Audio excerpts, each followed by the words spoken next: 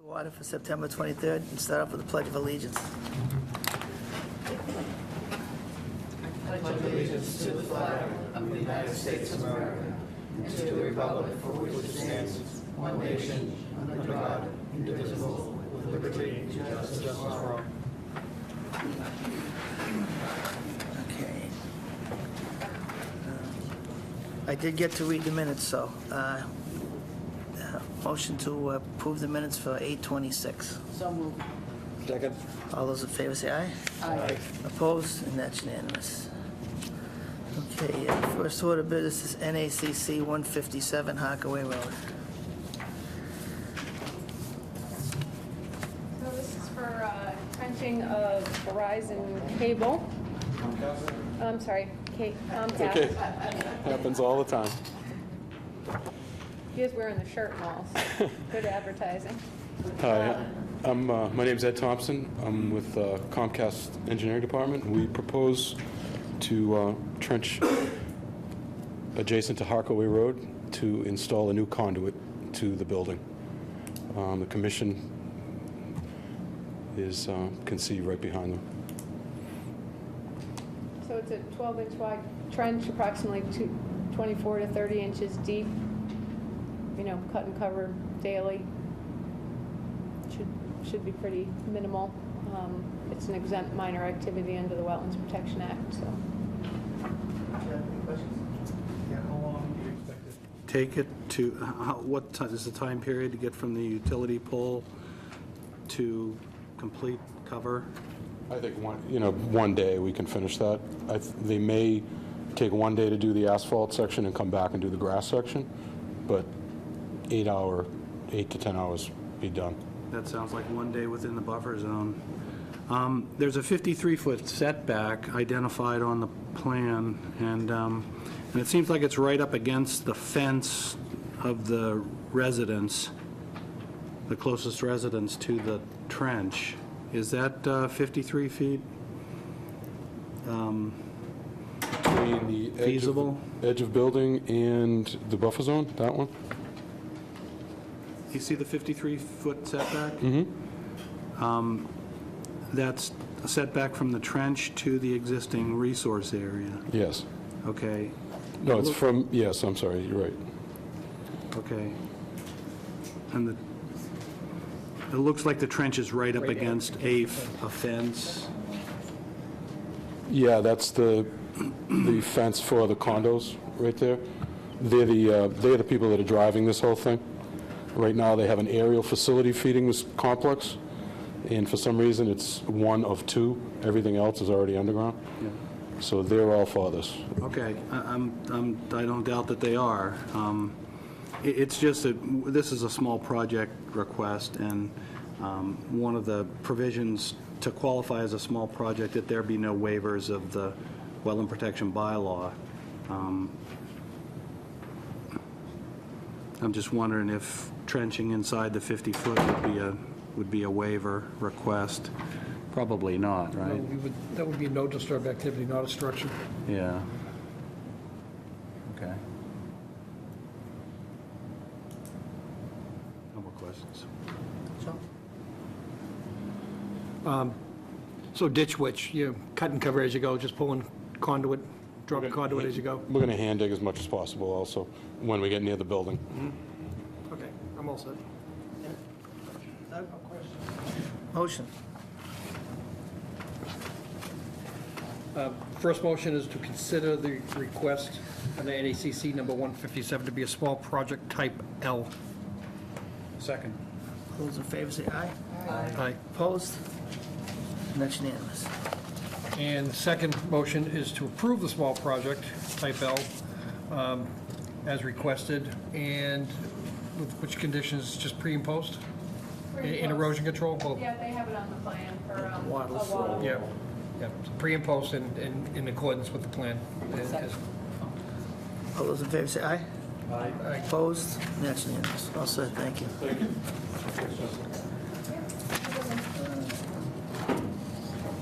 Okay, next order of business is RDA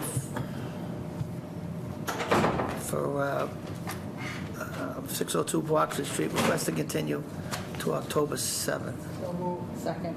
All those in favor say aye. Aye. Opposed? And that's unanimous. Next one is ANRAD for 242, no number yet, 303 Chestnut Street.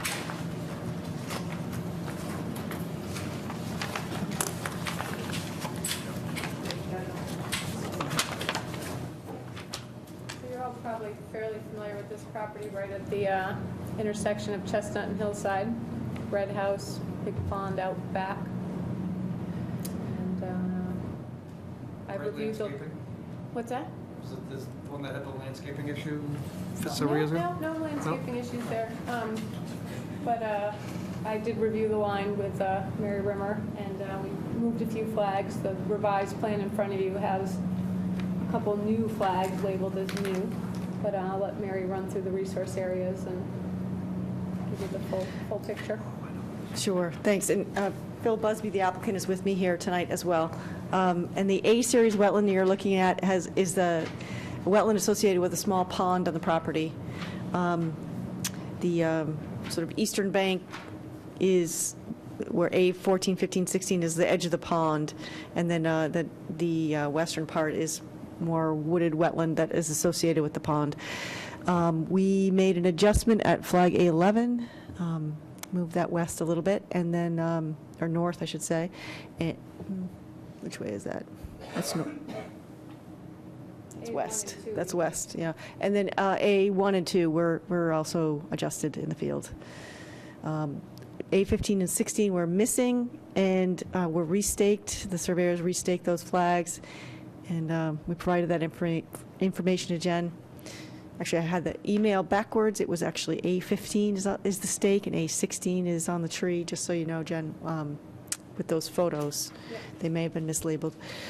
But it's a pretty straightforward boundary. And then the B series is a wetland associated with an intermittent stream located along the property line. The stream flows towards the pond and an off-site wetland.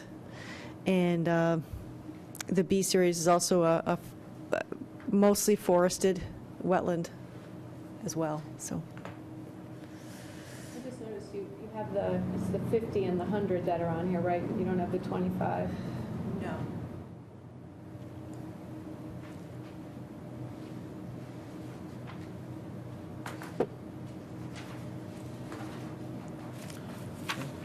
Jack, any questions? Did you give me green cards already, or? I have those for you. you have And I have additional copies of the plan, two Plan, hard yeah. copies? Yep, 2 hard copies, okay. Any questions, Jack? Is that a sport court located on the property? Is that? Oh, you're on the rocks. No, it's a different one. Different one. Okay. That structure, yeah, that's. That's a structure, okay. There was a sport court further down that I was thinking of. Is it pretty straightforward? It sounds like most of the flags were in place and not moved. Yep, everything was out there. Pretty well defined. Flag, yep. Have no more Lots questions. of interesting vegetation on the property, as far as trees and just all kinds of different things that have been planted there over the years. They've owned it for a little while. Phil's mother's 97, she lives there. I did meet Mrs. Busby. So she would be interested in a sports court. Would she? No, I No, there's no sports court, there's a garage and barn and. She just plays hoops. Any questions, Joe? You had made reference to the flags, the revised plan showing a revised line, but the ones that are in front of us reflect the revisions? So, see, A11 moved a little bit north, and I just Oh, enlarged it's it. new on here, but not what we have in front of Correct. us. Okay, gotcha. Mary emailed me new plans, and she just handed me the revisions. And then here's A1 and A2. Those were actually kind of high, and we both agreed they could be moved down a bit after we augured all over the site, so it seemed fair to be moving flags backwards as well as up. So, this is it's an ANRAD, so showing the 25-foot no-build is something we would typically want to see on the plan. I guess we could condition that it be provided. We can go to the DEP file number, so we can't close, so they can get us a copy with the 25 on there. I didn't initially notice that, given that we were focusing on the line.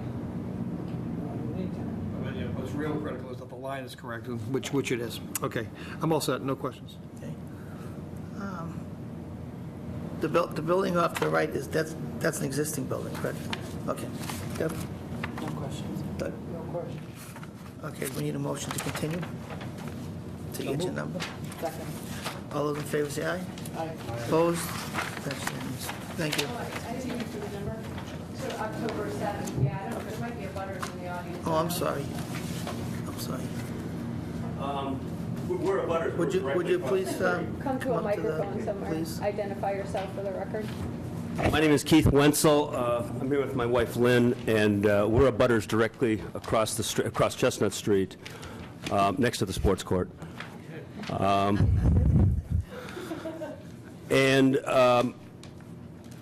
This is the first we'd heard about this. What is going to be put in here? This is just the initial planning stage, so all we're asking at this point is for confirmation of the wetland boundary. So there's no proposal for doing anything at this point. It's preparatory for planning for the property. So there isn't any construction planned at this point. But you would be notified if any work is within 100 feet, which is essentially all of the property, again, prior to any construction. So we'd go through this process again, you'd be re-notified. I think there Well, are there are 3 lots already. The plan we had didn't indicate that there were 3. It would have shown the 3 lots. This one does, yes. Yes. Chestnut Street inside here, that's the existing dwelling. Outbuilding here, the barn here. And then there's the pond that's here, wetland around it. And there's drainage along this edge of the property here with more wetlands here. So there's 1, 2, 3 lots here. Okay, and then those lots are all within the 25-foot and 100-foot They zones? all have, some portion of them are within wetlands and the buffer zone to the Okay. wetlands, yes. All right. Any questions? No? Okay, thank you. Before we go back to the public, we do have a follow-up question, because I think either we didn't ask the question rightly or we didn't understand the answer. So looking at the screen that's in front of you folks, there's a large rectangle, 77 feet by, my eyesight, there's no one there what it used to be, 44 feet? 77 by 44. That shouldn't, building area that could be built. that shouldn't be on there. That lot is lot 3. There's 3 existing lots there. The first one was bought in 1947, the next one in 1951, and the next one in 53 from Edward Greenwood. And when we get the tax bill on it, the third lot down, they're assessing it for $202,000. So my mom's 97 years old, still living in the great house on the corner, and we're in the process of getting things straightened out because she's going to have to move into assisted living probably before the winter. So we had to get the wetlands straightened out so that we can start the process. In order to pay for that, we're probably going to have to sell the land. But there's 3 existing lots now. The second lot probably doesn't meet zoning the way it sits right now. So when the engineers did the survey on the whole thing and Mary did the wetlands, we had the engineer refigure the lots a little bit. If you look in the upper left-hand corner, there's a little zig going out the hillside road. That makes it 125-foot frontage instead of 120. And then he put the building area that could be built on lot 3 right there. Yeah, this is. So that was this is- exactly the question, because Yeah, that's what that- was asked, was that an existing building? The answer was yes. I'm sorry, this plan was revised and things were added to it that I wasn't aware of. That building shouldn't be on the ANRAD plan. That's what I want to be clear on. Exactly. It's not an So when we existing building? revise your plan for and put the 25-foot no-build zone on there, or the 25-foot setback to the wetland, we could take that off there and make sure the lot lines are reflective of what it is today. So it's not an existing building, it's not a proposed building, it's just just an a lot. envelope. Exactly. That some building might fit within sometime in the future. Correct. Okay, so yeah, it does not Yeah, I'm belong glad on you this noticed that, Enrod yes. plan. That's why I asked the question. Yeah, thank you. I staring right at it, and I missed it. Because Yep. I'm looking at one plan, and I'm looking, it's two different plans. It's two different plans. Okay. When they made the revisions to the ANRAD wetland boundary, they added it to a working drawing. And again, from an ANRAD perspective, any subdivision of those interior lot lines don't matter. It doesn't matter anyway, We just right. need to know where the resource areas are within the confines of the total. Correct. It would be good to have the current lot line, Yeah. though, just to keep it clear. Right. Because then planning or other people might Yep. start asking questions Sure. about what's on that plan. Did I understand Phil when he said that this has been tweaked, the lot lines have been tweaked somewhat? to- So, yeah, we don't want, Want as is. we don't want it theoretical, we want as is. And I'm happy to take back that plan, those two plans that I gave you, and recycle them so they don't get confused with anything else that you might. Like I said, for the butters, this is just to verify where the wetlands are. No buildings are proposed, no use is proposed. That's a further date, then he'll have to file where he wants to put the buildings. We're also not saying that they got 3 lots there, but it doesn't mean that they meet zoning requirements. Right, Right. So they he's got other they stuff. may or may not exist as 3 lots. right. This is It just, depends on zoning and... They're currently shown as 3 lots by the assessor. They are 3 separate lots, whether Well, they they may have meet current existed, zoning. they're 3, but if they're all commonly owned, depending on when they were, they may not Correct. currently meet zoning. Right, They may not be viable as 3 lots. sure. okay, we have another butter that want to say something? You also? I think you answered my questions. Okay. All right, so we're good. So we need a motion to continue? We already have that, right? And a second? All those in favor say aye. Aye. Opposed? That's unanimous. Thank you. Thank you very much.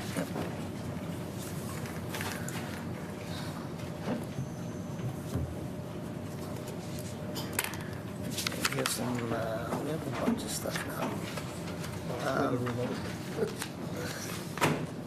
That even had me confused. Okay, we have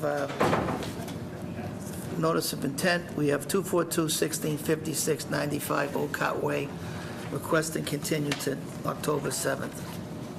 So moved. Second. All those in favor say aye. Aye. Opposed, and that's unanimous.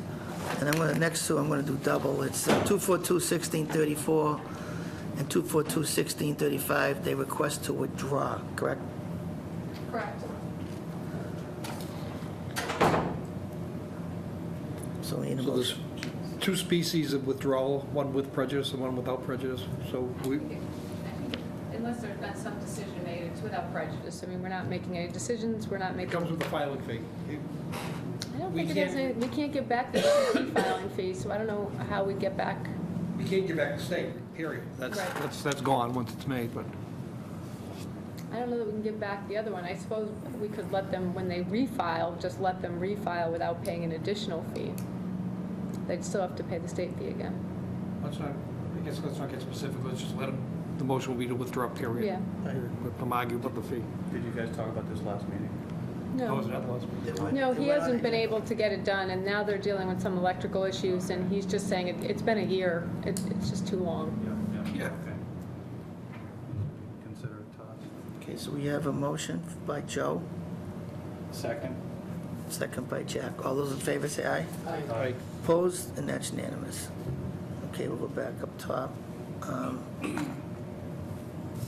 242-1659. I'm confused. I thought this was supposed to be continued. No, it's not? Winter Street? Is that the one with the shed? Oh, it is. That's one with the shed. Okay. They submitted a waiver request. We got the Oh, natural that's hair, what it was. Okay. All right. natural heritage letter, said that it's a no-take. Okay. The natural heritage letter the next day after the last meeting. So we did get the waiver request for the shed, but it wasn't accompanied by any kind of alternatives analysis as to why the shed needs to stay where it is. And I know that was kind of on the owner for that.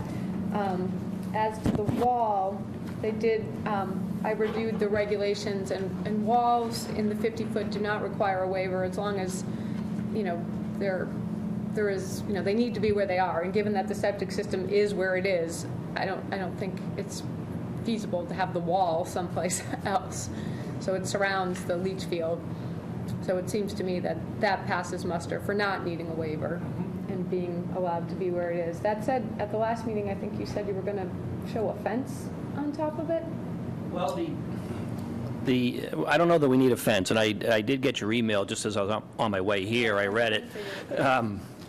The detail says 5 feet maximum. Those blocks can be 5 feet, but we're probably not going to be that high here, so I didn't show a wall. You know, if he goes higher than 4 feet, he needs to go to the building inspector and get a permit, and he will need a fence. I don't think that's their intention. I think it's just to, you know, build a wall that's around 4 feet or less, so it doesn't need a fence. That's not their intention, to build a fence on the walls. elevations I saw, we couldn't see where you need a 5-foot wall. Right, that's right. But it's just, that's the standard detail. The maximum for those blocks can go 5 feet, so Okay. that's all it is. But the actual elevations are called out on the wall, and it is about 3.5, 4 feet, so. Okay. The purpose of the wall is just to level out the bottom part of the yard so that, you know, they can have 2 usable areas instead of having a big slope in the yard. So the other change we made, we changed the wetland flag that Jen had added an additional wetland flag. I've adjusted the buffer zone lines, but, you know, alternatives analysis for the shed, I mean, there's really only one alternative, and that's to plunk it in the middle of the backyard.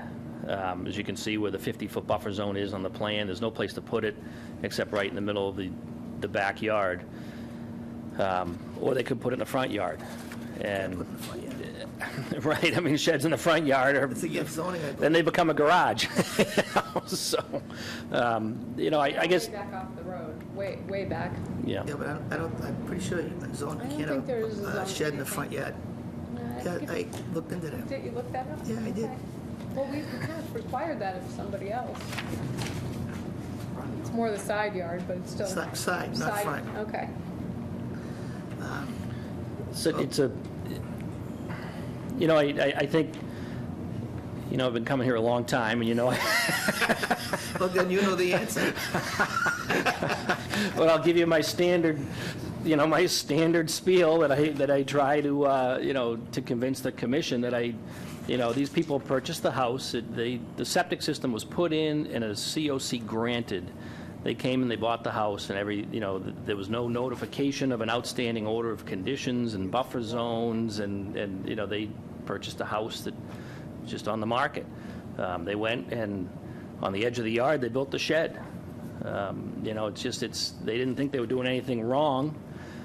I don't know that it actually impacts the wetlands, and I think, you know, I believe it could stay and really have no impact to the wetlands at all.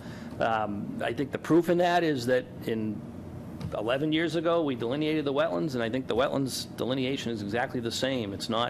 Hasn't been impacted, the shed's there. You know, I think they'd be willing to, I think, Jen, you pointed out some debris that's probably from when they built the house in the 70s or 60s out in the back that, you know, we thought you were going to ask to have removed.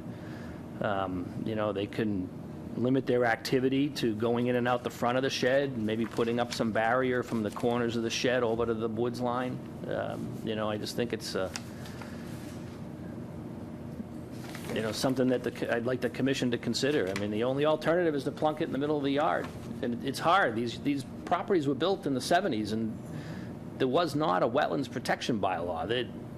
They just, you know, went out and people talk about there's no good land left. There was none then. We just filled it in and made it good. And that's how they built out in those areas. And yeah, I just don't know that it's a real travesty to let it remain. So I know it's not done all the time, but, you know. Well, given the other See things what the are on the agenda. committee, So what's the history of the shed? When did it get, do we know when it got built? They put it there. Oh, they know. The current owner put it up. They know right? that, all right. Yeah. And the problem is, we have other things on the agenda that we're not going to let things stay in the no-build zone on other filings, so it's just not feasible. As far as not knowing, I mean, look, the order condition is recorded. During a title search when you're buying, I mean, that all comes up. The problem The order is conditions is there. it comes up and then it gets released, and it just shows up as it was here, it's released. That's what it shows up on a title search. There's no indication that there's any, you know, at that time there was no, and So the You know- only permitting activity on this lot was the original construction of the house way back in the 70s? There was no other subsequent permitting activity? No, it's the Nothing. septic system. In the septic system, and that we did 11 years ago. Right. You know, and in between, there was nothing before that. Which would, but that would have been, that would have been under the current Wetland Protection Act, that, Right. with our current bylaw, that would have been on record. I hate to say it, buyer beware. I mean, you got to know what's on your property. It's at the registry. There were no, It there were was no there. wetland markers required, there were no, barriers required, it wasn't, all those things that we do now weren't there. They had no way of knowing, there was a wetland resource area there, and that's, Well, it still doesn't excuse it. So, I mean, you made a compelling argument, which I don't buy. Thank you. And I'm I not think trying the I'm not trying to be owners jerk. here, I I mean, know we've they'd like just to held ask, too. fast. We've held fast on this, and it's pretty rock solid for the past 20 or more years. I mean, if this was an old shed built in the 70s prior to, as part of the house, I think we'd be having a completely different discussion. Pre-existing, not going to worry about it too much. But a relatively new structure that's non-compliant, and we order people when we find out, no other filing, we order people to take them out. I think it would be a little inconsistent and not No, I- take a stand like that. Just, Just to offer a suggestion, I think there's an opportunity to locate that shed, maybe in a better location that would comply, and that would be in the vicinity of that soil stockpile area, That's still in the 50s. but just outside the 50 from there, and maybe close to that, the proposed retaining wall. The retaining wall is kind of a break in the lawn. It's not the middle of the lawn. It looks like a decent place for a shed, to me. So I just offer that as an option to consider, and to also to comply with the bylaw. So. And at the last meeting, we had talked about tucking it into the wall. Did we have a vague discussion on that, or I don't know. maybe it was internally we were talking about Yeah, that? you might have. That we- I'm suggesting, maybe adjacent to the wall, Right whether up in it's the along the wall or perpendicular, it doesn't really matter as long as it complies. But I think that's a logical place to a break from the main lawn. So that's why I suggest it. Is the shed on a solid foundation, or is it just on posts? I think it's on concrete blocks, right? It's on concrete pillars, band clause. Yeah. On 4x4 posts. It's not permanent structure. It just sits on the concrete blocks. What's the dimension of it? 16 by 8. Yep. And that's the snow blower, the lawn, the ride-on lawnmower, the kids' bikes, and we are proposing. There's going to be heavy equipment outside, with some sleepers. You can pull that thing right across without doing any damage to it. How far in off the wall are you talking? Because at the end of the wall, if you go towards the back of the land, the pink flag markers are only 10 feet into the woods back there. What we're talking about, this is the wall right here, right? Yes. Yeah. And if this is the no-build showing them? Yeah, right there. Yeah, Yep. right there. If you were to tuck it right in here, take that and just tuck it right in here, you fully comply. It becomes a piece of your landform with the wall. Excuse me? It's very tall. Yeah. It's about 12 feet to the Yeah. It would really look kind of funny there, and kind of obstructs Look funny. I would, the beauty of just the trees. I can tell, all you did was try to work hard to make this happen, but Yeah. the reality is, you got a pretty good-sized building that's against the law, and against our bylaw, and we have hundreds of applications a year where people ask us to, waive certain types of things, and we really don't, especially a building that's in the 50, that we've never done. I just say never. 19. Yeah, it's about, yeah, I think it was 32 feet from the edge of the wetlands, I believe, something like When I that. was notified, I measured from the edge of the back of the shed to the closest wetland marker, and I measured 32 and a half feet to the back of the shed. So it's- I thought it was 30 feet. When he told me, I kind of got excited. and then he broke the bad news to us.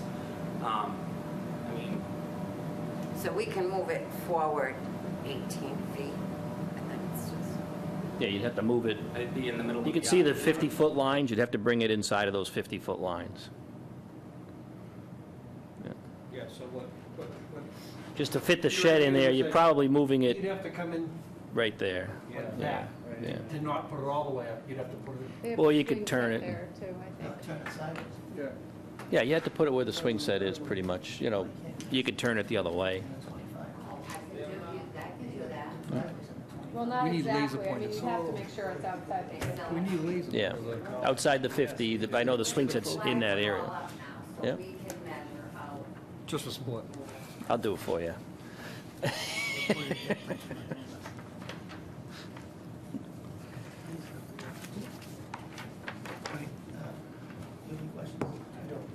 Deb, you have any questions? You know, what's out there. When Jen came out, we talked about the debris that's on the land that I've come across, and ironically, when I was cleaning my yard the other day, I found a car windshield about that far under the dirt as I was raking. There's O2 bottles, the front end of a car, a pallet of shingles, a boat. Yes, a boat. I don't know what they did I back found the then. boat in the winter. I mean, there's a lot of debris that's scattered about that land. I mean, I would clean it all up, get a dumpster, dump it, and I mean, I don't know what else is out there. That's just the stuff I've stumbled across looking for the children. Yeah, well, glass, I can't mean, believe yeah, someone put glass out there. It wasn't even like a piece of a glass windshield. It was a full glass What is the windshield real of that? underneath the dirt, about 1.5 inches. I don't know what the owners did 8 years ago. Right, Deb, any questions? You said no. Doug, you have any questions? No. Okay, so we're looking for, what are we looking for? So I guess if the We're gonna close at this point.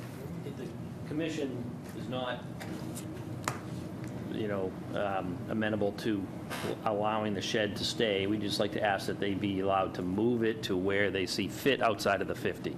That's fine. You know, they don't know exactly where it could go now, but that would be a Yeah, as condition. long as it's not taking a foundation, I think I would consider that to be something we could condition. And, you're Yeah, not it's on disturbing any more ground. blocks, so it's not, You're not disturbing any more ground. no.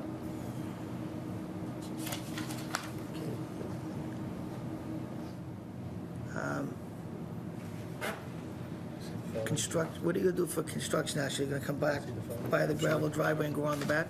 Right. For the septic system, that's the construction access. That's why I ran the hay bales out to the driveway. Okay. And left that area for the construction access. You know, if they moved the shed, probably do it after the septic system is done, and we just pull out a piece of the hay wattles and bring the shed in, and then put the hay wattles Work around your way it. out. Okay. Right, so we need you all set, guys? Any more questions? Motion? Just close initially. So moved. Second. All those in favor say aye. Opposed, that's unanimous. Thank you.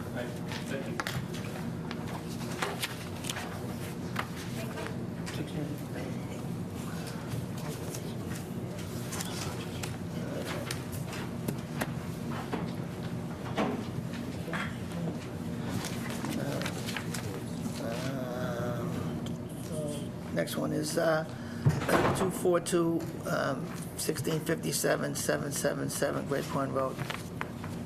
So this one, we were waiting for the planning board to discuss it at their meeting. They did discuss it. They decided that they would not require the filing of a watershed permit. I think it's removal of more than 1,000 cubic yards before you trigger some kind of earth removal permit, and they didn't see the trees as necessarily requiring a watershed permit or the removal of the pool. They did have a few concerns, and they asked if we would consider putting some things into our order that they would want to see. We usually have the pesticide, herbicide, fertilizer condition, but it only applies to the buffer zone or the 25-foot no disturb zone, depending on whether you're talking pesticides, herbicides, or fertilizers. So I just extended that condition out to cover the riverfront area and the whole 100-foot buffer zone to we couldn't really do the whole watershed zone, but that got us as close as we can get with our jurisdiction. And then they asked for some kind of construction access. I think Greg Hockmuth was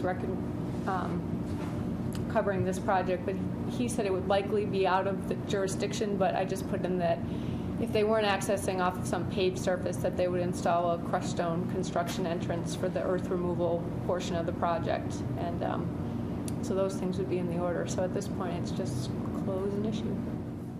Planning board can't condition that stuff? They're not going to do a permit. They're not even issuing a permit. No.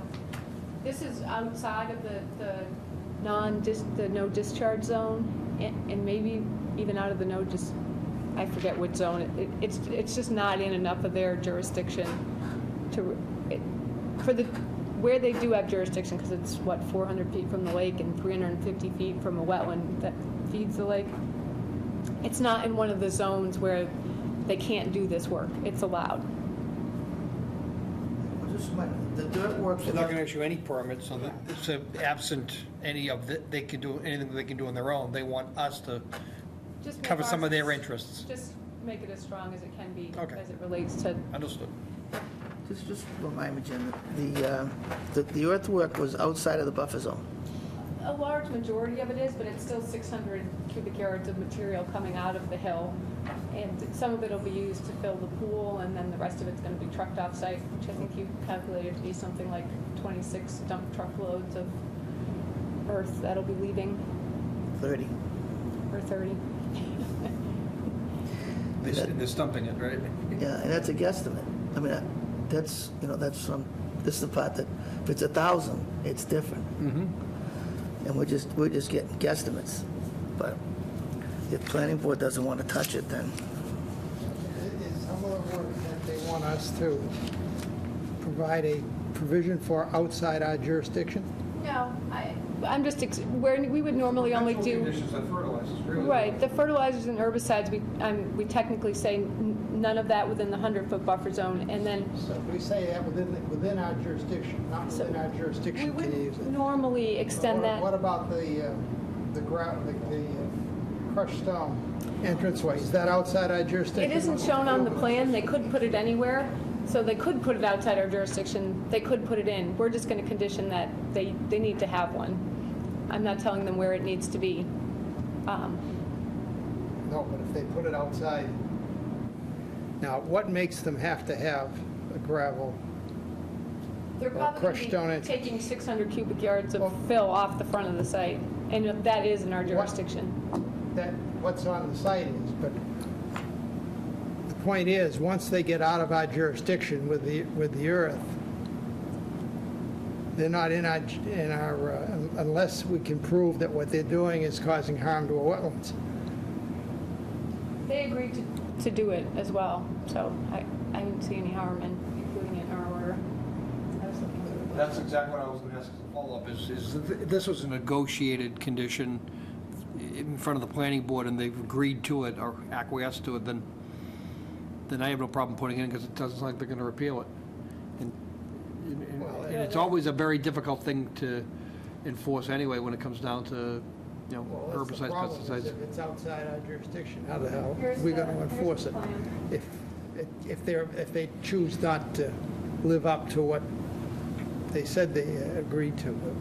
If they agree to it, they probably will do it, but if they change their minds and decide it, and it's outside our jurisdiction, we got no leverage on it. Well, you still have the floor, so I'm not going to shift gears, but I'm not concerned with the request of the planning board for us to add that into our conditions. But to Lou's point, is they were vague on just how much material is coming out of there. And there's a lot of yet to be decided information, not that it's unknown. I think part of it's driven by budget, and part of it is what's the landscape ultimately gonna look like. Is the concern, Lou, that if they hit a certain threshold, they have to end up back before the planning board? yeah, if they go over 1,000 yards, they have to go Because the before the... disturbed area they're proposing for us isn't gonna change much, other than, in fact, the more material they take out, the slope becomes less, correct? I don't know. There's no finished grades after the material is moved. mean, that's That's a whole field. why haven't they shown finished grades on the They have plan? shown finished grade. They're flattening it out. You can see there's the 154 and the 152 are the finished grades, and that area will be flat. They're currently at So one. they're saying that's the finished grades? Right. They're taking off that knoll, the top of that hill, basically. So they haven't provided a quantitative analysis of how much earth is coming out? They did. Greg provided that at the last hearing. It was, Is that less than what the amount that Lou's concerned with? It is. Then- 1,000 is the threshold, and Greg seems to think it was between 600 and 700 yards. He reported to me 600, but Okay. Of the 600 to be removed from the site, correct. plus filling the pool. I'm not exactly sure. No, I think that's with the 6 or 7. I think 100 of it was going into the pool. Okay. I think 6 or 7 was being moved around, and, 100 of it staying on site to fill the pool in.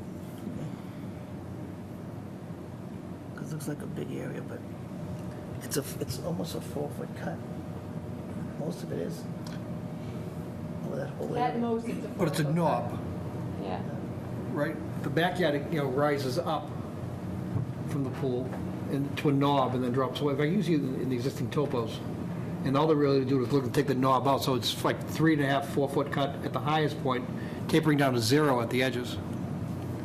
Okay. Very good. So we need a motion. Motion to close 242-1657-777 Great Pond Road and issue a decision in 20 days, within 21 days. All those in favor say aye. Aye. Opposed? And that's unanimous. Okay. All right, next one. So Campion Road, I think is the next one. We don't have any we have a continuance, Oh. 242-1630, COC request for 75 Summer Street, request to continue till October 7th. So moved. Second? All those in favor say aye. Aye. Opposed? That's unanimous. 242-1566, 95 Olympic Lane, request to continue till October 7th. So moved. Second? All those in favor say aye. Aye. Opposed? That's unanimous. Okay, that's the last one. Okay. 179 Osgood, too. Oh, yeah, how could I forget that? 179 Osgood, request to continue. Oh, it doesn't say it, but that's okay. Next meeting? Recommend continuing to October 7th, it says. I got the, Read the agenda. I'm reading the agenda. Yeah, these were last-minute continuances, so they say them all on your Okay. recommendation. Moved. Second. All those in favor say aye. Aye. Opposed, and that's unanimous. Okay. All right, so go back up top. Wait, not up top. 24, NACC 126, COC request for 107 Campion Road. So I went out and a bunch of the rain garden plants have died, and we were waiting for that lawn area to be stabilized. He had said he was going to sod it, but he didn't need to put down more seed, and it's coming along slowly, but I have the photos, and I told them, since the lot's for sale, we're not going to approve it until those dead plants are replaced, and that's what I recommend, is continuing it until they get those plants. They said they would be replacing the plants, but This is the restoration of the... these are all those rain gardens we put in when they filled that sort of isolated wetland that was in the middle of the lot. Yep. Why would we continue it, though? Because it's a COC request, they need their COC, and they just need to replace those plants. Okay. Is the replacement, we'll let them go through growing seasons. No, there was no requirement for them to be growing, but since they stuck them in, the height of summer, or, in August, some of them didn't make it. So I think if they put them in now, they'll be fine, and no homeowner's gonna want these things all over their yard dead anyway, so I think it's just a good measure to get it done before this thing sells. Okay.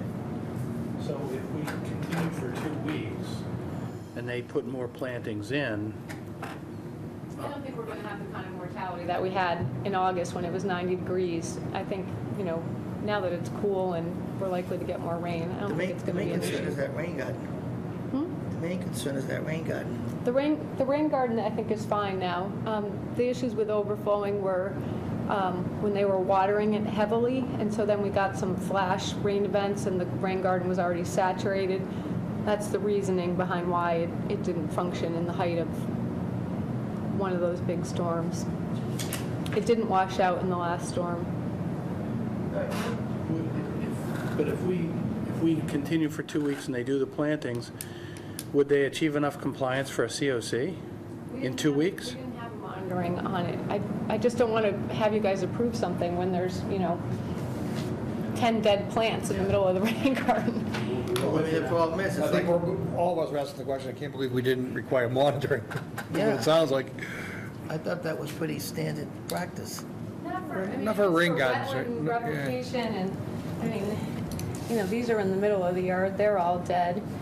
That's dead, this is dead, and this is just the front rain garden, I didn't even go around to the back. And then this is that area of washed out lawn, again, you can see the grass is starting to come in, it's just not 100% there. So we normally wouldn't sign off on these if it looks like that. Well, no, we're not going to sign off on it. I just didn't know what 2 weeks is going to do for us. Except put new plants that could die after we give them the COC. Give it a COC, they won't be out there dead. But we didn't condition it that they would. I know, we're tough. Look at the Mexican standoff. I know. So you're saying, Jen, if they're planted properly at this time of year, they have, They're much more likely to make it. I mean, the majority of stuff out there is alive.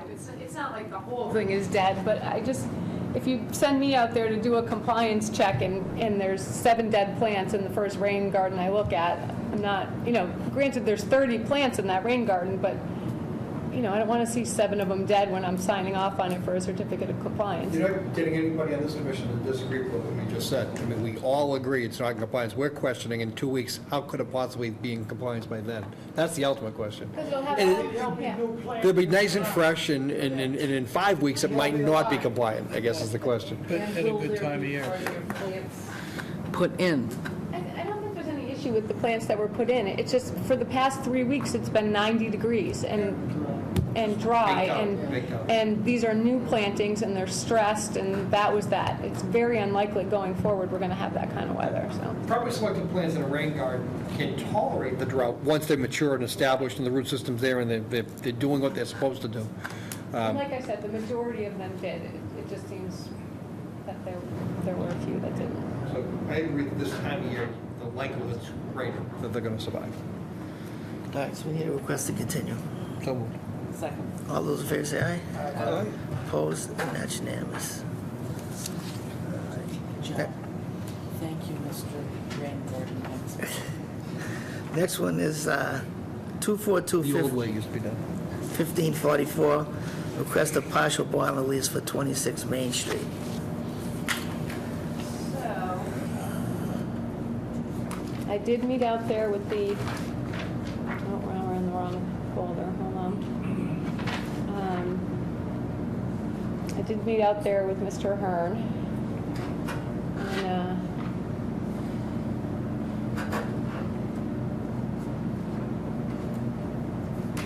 see, so now on the property boundary,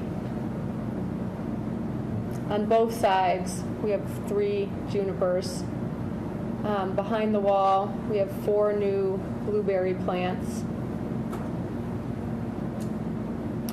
You can kind of see, I did ask him, they did have the trash picked up, but this seems to be a spot where trash seems to keep coming back.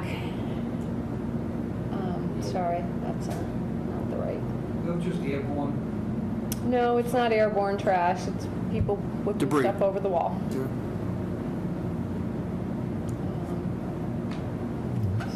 let's see. These are the ones on the side where he was having issues with the neighbor. He also did, you can see the ground is a little bit bare. He did seed that, and I did let him know he needed to be watering it.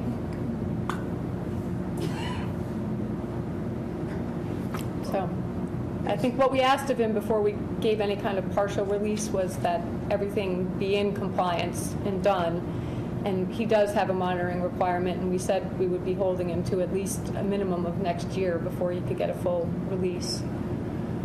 So at this point, I think we hold 14,500. I'm going to make a recommendation of 1/3 or 5,000 based on the difficulty of him fulfilling his requirements on this project and several others. So I normally we do, sometimes we do half, but I would recommend a third, which is, or a little above third, which would be 5,000, because it took a lot just to get him, it took almost an enforcement order. We didn't actually have to go there, but. Well, we were going to Close get to it, there, yeah. just to get him to do this one, and there's several projects that he has outstanding. Yeah, let's be careful with the, I mean, the track record comes into mind as for performance, but you know, Well, I it's don't want- specific to this site. This site, right. And I think it's certainly justified on the site alone. Right, and we have, like I said, there's some debris, and the grass doesn't look like it's gonna grow much better, so I would recommend 5,000, but I will defer to my fellow members, commissioners, if they feel more should be released. Jack? I think that makes a lot of sense, Lou. I would agree with your assessment. Me too. How can I go against you, Lou? Yep. Me too. Doug? Okay. All right, motion? I move that we release $5,000 of the bond for 242-1544-26 Main Street. Second. All those in favor say aye. Aye. Opposed? And that's unanimous. Okay, next one is 242-1601, PCO seal request, but we have an enforcement order for that. And Is that the I'm going to same recuse one? myself. Okay. Right. Jen, is it one or is it, We can do bylaw rights tonight? Oh, we have to No, we're not say doing that. I got it. Yeah, we have to say we'll do anyway. right? I'm just going to say. So I Yes, the-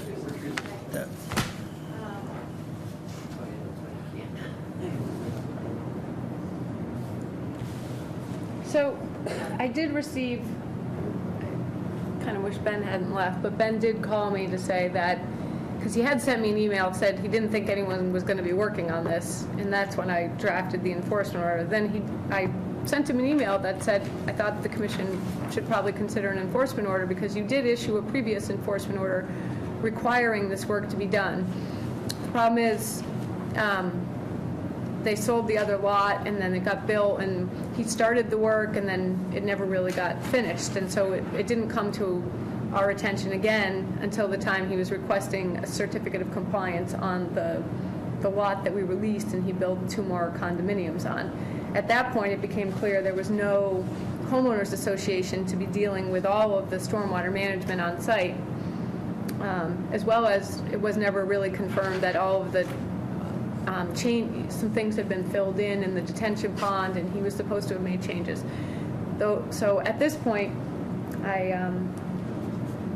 wrote a new enforcement order, which I don't have a copy of. I have the old one. Do you guys have copies? Yeah.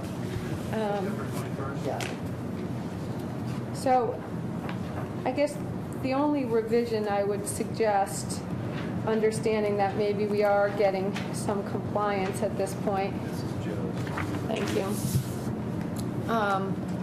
is that maybe we don't propose fining them unless compliance isn't achieved by the November 1st deadline because I was originally, if no one was going to be working on this and they were just going to let it go, I was suggesting that we fine them now until we got compliance. But if there is actual progress on this, maybe we give them till the November 1st deadline and only institute fines if work isn't completed by then. If we're gonna do that, then if they're not compliant by November 1st, is that what you're saying, November 1st?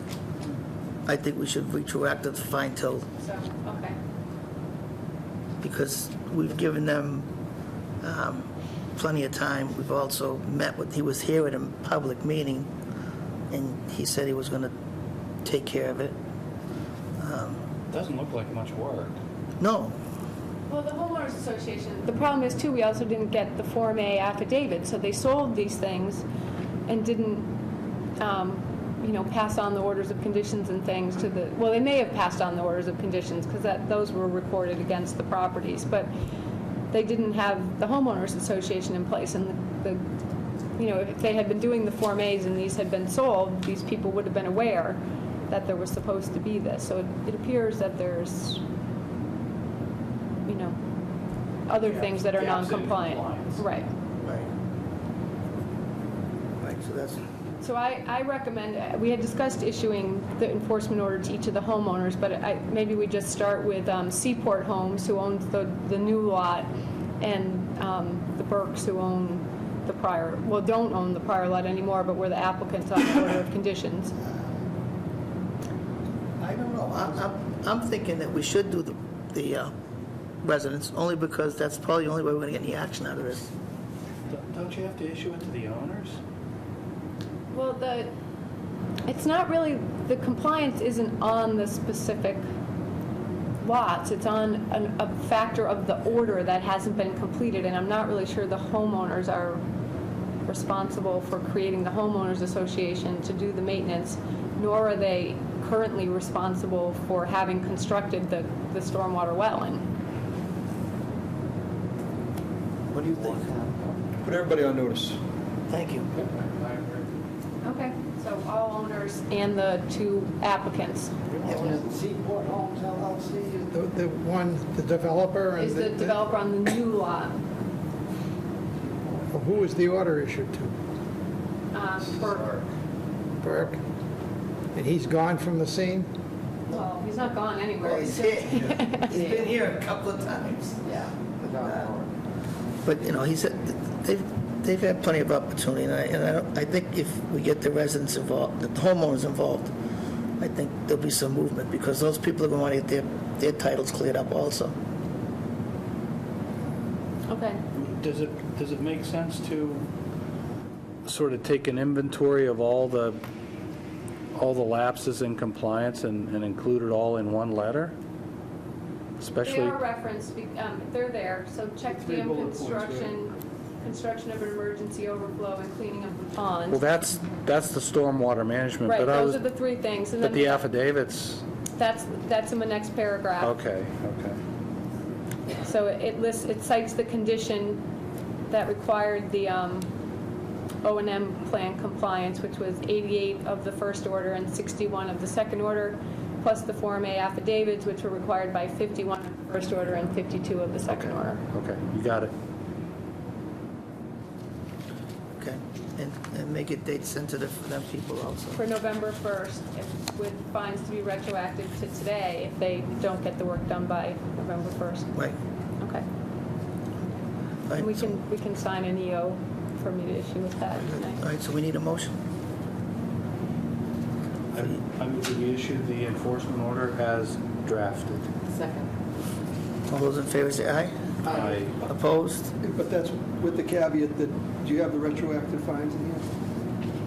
Well, it would be $100 a day for Right, but violation. he just said it's drafted, so. Yeah. And amended. No, and amended, yep. Okay. So we have a motion. And amended, yes. Drafted and amended. All those in favor say aye. Aye. Opposed? Thank you, That's Sean. unanimous. Thanks, Sean. Okay, so all we have is decision time.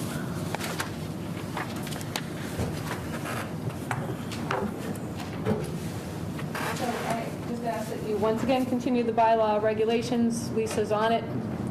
We already had a call and talked about it, so just, maybe a month, not the next meeting, but the second October meeting, we should have something for that. Fireworks. Yep, I promise. When? Second October meeting? Grand opening. 2nd October. I won't be. How about first Town November? meeting. 1st November, likely, more likely. Okay. First November meeting, Unless it interferes with fishing. Oh, November 4th? I'll be okay. I'll put Joe motion. Everybody's in favor? Yes. Okay, yep. Continue. Yeah. all those in favor say aye. Make Opposed? it official, I don't want to have to re-advertise. No. All right. And then the last is the order for 777 Great Pond Road.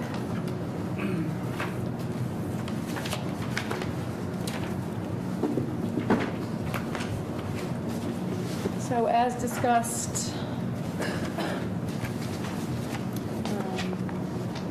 I put the bond at 1,500. I don't know, Lou, what you think? This is an outer riparian zone project. Resource areas are quite a ways away.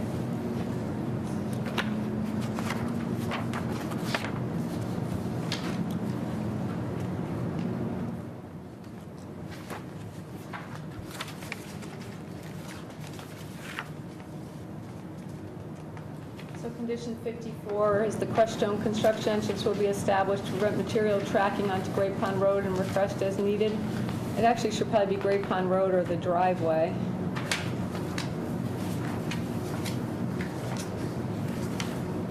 All paved areas swept daily.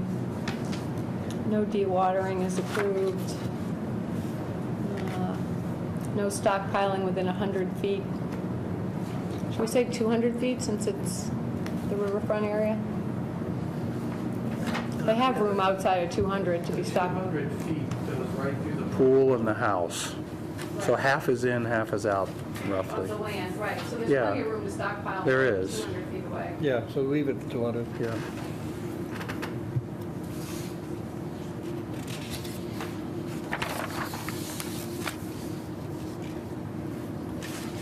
So I'll say no stockpiling within the 200-foot riverfront area. They're gonna be stockpiled at the beginning. And then on the But the riverfront itself is actually, resource area. but it's the other side of the house, correct? No, it runs right Or is it through, through the back? Through the back? right through the middle of the lot. To the middle of the house and the pool. Got it, I see it, yep. So it kind of runs parallel to Great Pond Road. So they have a lot of area outside of there They to be do. stockpiling material.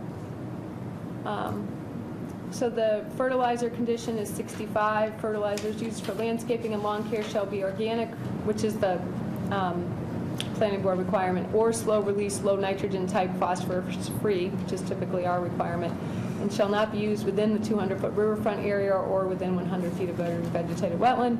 Pesticides and herbicides shall not be used within the 200-foot riverfront area or within 100 feet of bordering vegetated wetland. So that's just sort of expanding the distance, but otherwise, our standard condition. What number was that you just? 65?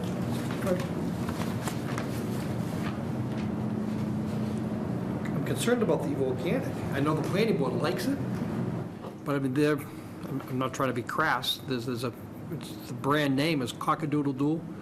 It's, That would be high phosphorus. it is high. Nitrogen. Okay, so it may be organic, may have to be 100% organic, but doesn't meet the other parameters. Right. Okay. I was thinking in the water supply, it's probably the worst stuff you want to use.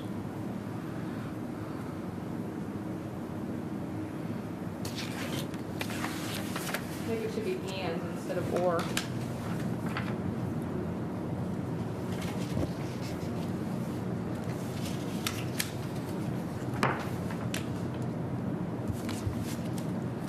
Yeah, organic and slow And. release. Any questions, Jack? No questions.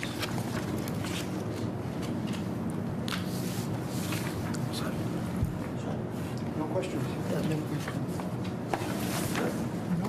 Motion? Move that we issue the order of conditions for 242-1657-777 Great Pond Road, as drafted and amended. Second. All those in favor say aye. Aye. Opposed? That's unanimous. Motion to adjourn. Second.